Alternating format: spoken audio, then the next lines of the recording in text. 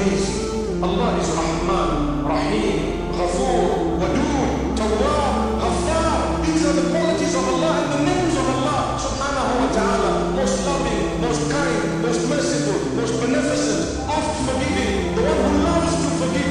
Allahumma innaka afuwwan tuhibbul afwa fa'fu anni. Oh Allah, you are forgiving, you love to forgive. You love to what?